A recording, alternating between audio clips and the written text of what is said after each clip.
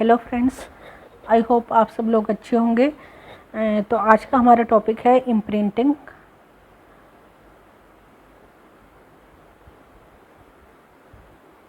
जो कि एक बहुत इंटरेस्टिंग टॉपिक है and it comes under ethology. Ethology is your study of behaviour. So ethology is study of animal behaviour. So ethology हम क्यों study करते हैं और हम इथोलॉजी में क्या स्टडी करते हैं उसके बारे में भी हम थोड़ा सा ब्रीफ में डिस्कस करेंगे। सो इथोलॉजी में हम स्टडी करते हैं ऑल द प्रोसेसेस या all the things which we do या which we animals do, like eating, sleeping,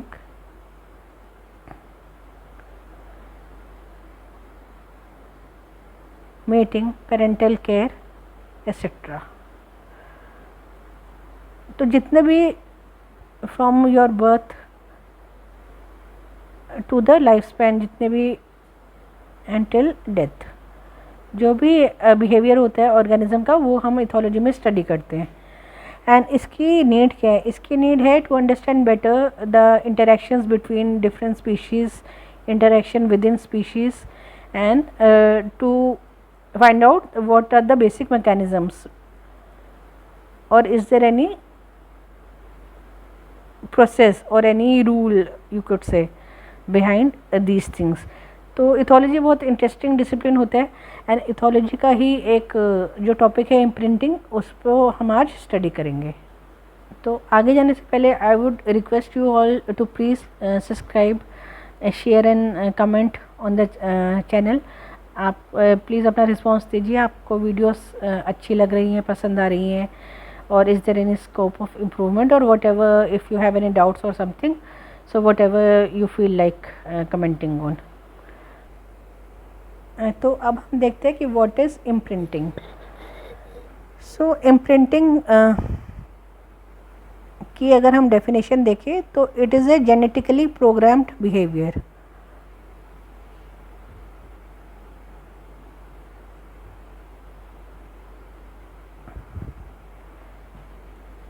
shown by animals of some species।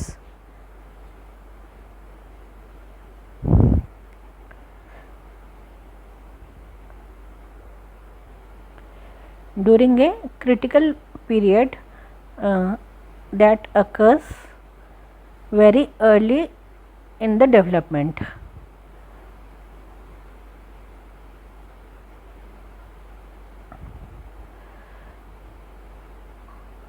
Very early in, इसको एक साथ एक सेंटेंस में लिखते हैं, डेवलपमेंट। तो इसमें जो डेफिनेशन है उसके अकॉर्डिंग इसमें आपको 2-3 मेन पॉइंट्स दिखेंगे। तो फर्स्ट मेन पॉइंट है इम्प्रिंटिंग का कि it is genetically programmed, and second, genetically program means it is inherent behaviour, that means it is not acquired।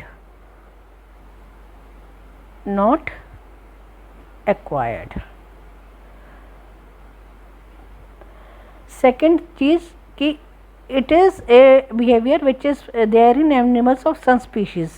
so some पे हम underline करेंगे क्योंकि it is not present in every animal of every species। कुछ animals की कुछ species में हमें imprinting देखने को मिलता है। एंड थर्ड जो मेजर पॉइंट है उसका कि इट इज़ जो पीरियड है इम्प्रिंटिंग का वो होता है अर्ली इन डेवलपमेंट। जितना डेवलपमेंट की जो एकदम इनिशियल फेजेस होती है उसमें ये जो इम्प्रिंटिंग है ये हमें देखने को मिलता है, जो कि क्रिटिकल फेज़ होता है डेवलपमेंट का। सो आई होप अभी तक ये आपको ये बात क्लियर हो गई होगी कि व्हाट इज़ इम्प्रिंटिंग। अब इसके बारे में हम और ज़्यादा थोड़ा सा डिटेल में जानते हैं। सो इम्प्रिंटिंग के लिए जो सबसे पहला एक्सपेरिमेंट जो किया था उन साइंटिस्ट का नाम था कॉनरेड लोरेंस। इनका एक फेमस एक्सपेरिमेंट है 1935 का, एंड इसमें इन्होंने एक सिंपल एक्सपेरिमेंट किया था टू डिमोन्स्ट्रेट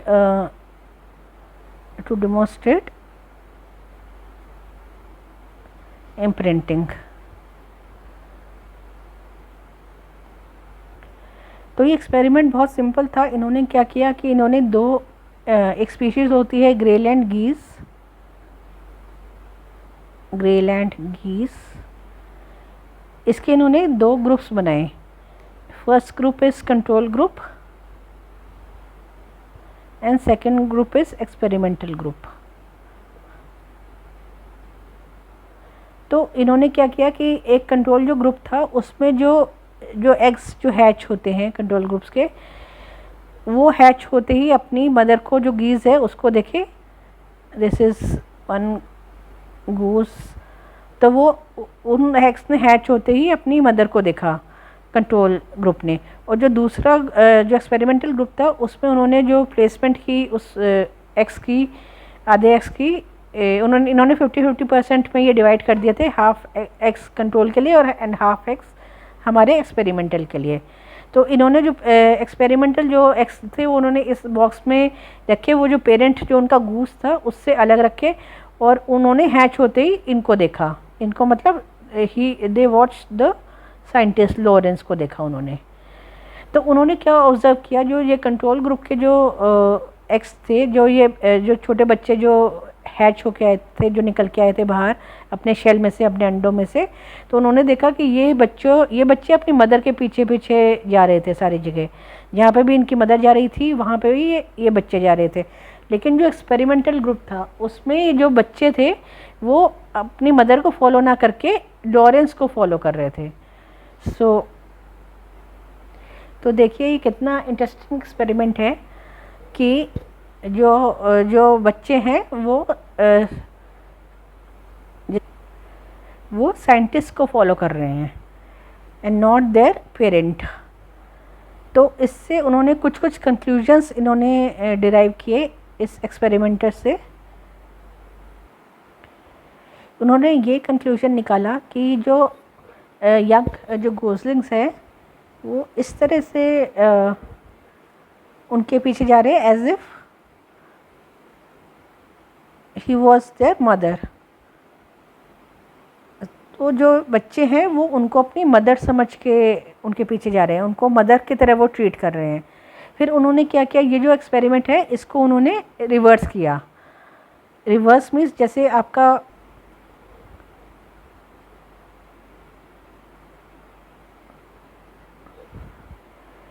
जैसे पहले आपका जो कंट्रोल ग्रुप था से 1 एंड सेकंड आपका ये कंट्रोल ग्रुप था से 2, तो इन्होंने अब रिवर्स कर दिया। जो कंट्रोल ग्रुप में जो एक्स थे इन्होंने उन ग्रुप को इसके साथ रिवर्स कर दिया, तो बॉक्स ऑल्टरनेट कर दिए। तो अब ये जो सेकंड ग्रुप के जो बच्चे थे उनको अब अपनी मदर दिख रही है एंड फर्स्ट ग्रुप के बच्चों को लॉरेंस दिख रहे हैं। तो जो रिज़ल्ट था वो सेम था कि जिन भी ग्रुप को लॉरेंस पहले दिख रहे हैं वो बच्चे लॉरेंस के पीछे जा रहे हैं, एंड जिन भी ग्रुप को उनका पेरेंट दिख रहा है वो बच्चे पेरेंट के पीछे आ रहे हैं। तो ही डिराइव्ड नंबर ऑफ कंक्लूजन्स या number of points from that कि इसका रीज़न क्या है। तो उसके लिए इन्होंने जस्ट मोमेंट,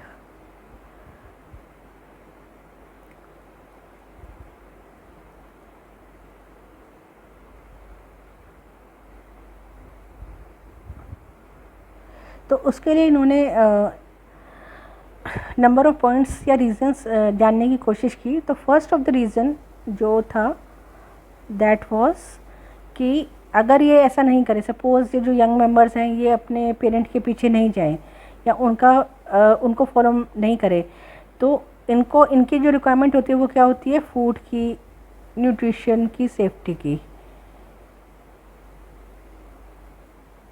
क्योंकि जो यंग वंस जो हैच होते हैं या जो बहुत छोटे जो बच्चे निकलते हैं ये they can not find food on their own, they can not protect themselves, they can not, they need some guidance. तो गाइडेंस के लिए जो इनका ये जो बिहेवियर है इनके जीन्स में इम्प्रिंटेड है कि अपने पेरेंट को फॉलो करें। So that guarantees what, that guarantees their safety, that guarantees their food, that guarantees their other nutrition requirements.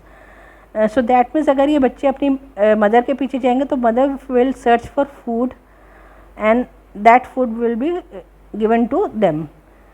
तो इससे इनको this is an advantage for the young children because उनको एंड उनको सर्वाइवल में इससे help मिल रही है। एंड अगर सर्वाइवल में हेल्प मिल रही है तो दैट मीन्स कि नेचुरल सिलेक्शन इसको फेवर कर रहा है।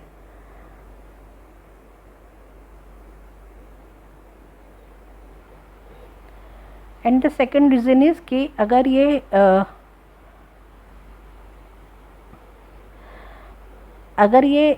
First requirement is food and second requirement is the meeting. So अगर ये नेचुरल सिलेक्शन के लिए इनको अपना जो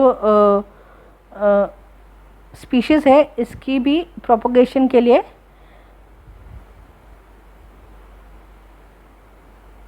ये बहुत नेसेसरी है कि अपने जो स्पीशीज़ मेंबर्स हैं उनको ये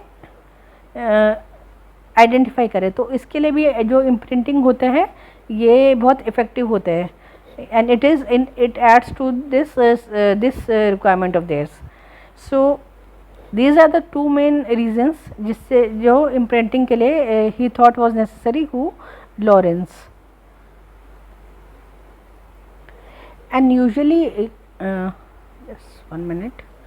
एंड यूजुअली क्या होता है कि जो भी यूजुअली जब भी कोई बर्थ होता है तो जो यंग ऑफस्प्रिंग होते हैं उसके आसपास उसका पेरेंट ही होता है। जो नेचुरल जो पेरेंट होता है सेम स्पीशीज़ का वही होता है। So they have this thing imprinted upon their genes कि वो अपने पेरेंट का फॉलो करे so that they can adapt better and survive better. So इसको मैंने बहुत ही इजी और बहुत ही सिंपल तरीके से समझाने की कोशिश की है। This is all about imprinting. आपको कोई भी डाउट हो, कोई भी कमेंट हो, so you can write in the comment section and also please subscribe and like the videos. If you like the videos you can hit the like button. Okay, thank you so much. आज के लिए इतना ही। Thank you.